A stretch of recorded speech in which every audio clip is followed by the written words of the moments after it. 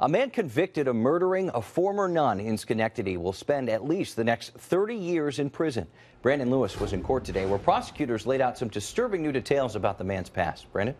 Cody, today we learned Michael Briggs was sentenced previously for burglary and robbery. In one incident, he was accused of sexually abusing a child. Today, prosecutors said it showed he preys on the community's most vulnerable.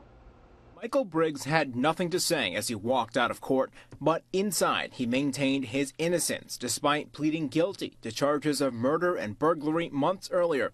District Attorney Bob Carney said the victim, 82-year-old Mary Grecos, a former nun, took pity on Briggs outside of her Schenectady home.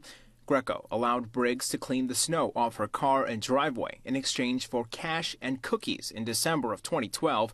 During another snowstorm a few days later, he returned, and Carney says he killed her and then took her rosary. The theory is that, that she thought he was downstairs and he instead followed her upstairs and was in the process of taking things from her when she surprised him. In court, Carney said Briggs later attempted to trade the rosary for marijuana, prompting Briggs to scoff and shake his head.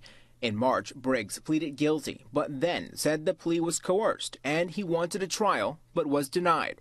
Carney said it showed a pattern of lies dating back to a prior conviction for burglary on Long Island. You have a man that was sent to prison, did 10 years for a burglary and a robbery, and one of which featured the violent sodomy, anal and oral sodomy of a 12-year-old boy. Briggs told a parole officer he was a victim of sexual abuse as a child, but later admitted he made it up to gain sympathy from the court. He can be fairly charming, talks to people, gained their confidence, and then took possession and control of them and did what he wanted to do. He is an individual that should never see the light of day.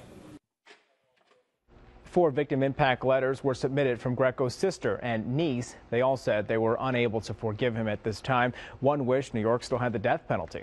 Briggs will spend at least the next 30 years in prison, which would make him almost 70 when he's eligible for release. Cody?